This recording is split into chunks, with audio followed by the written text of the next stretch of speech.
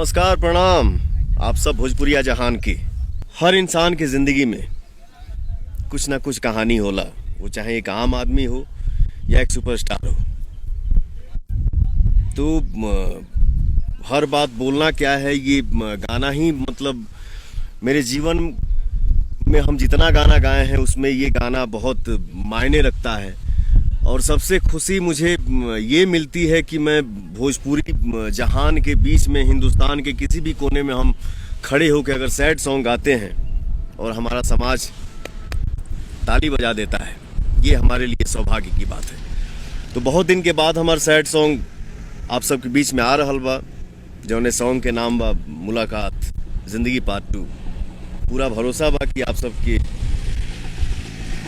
ये गाना बहुत पसंद आई, और पसंद आई तो आप सब लाइक जरूर करब जा, कमेंट जरूर करब जा।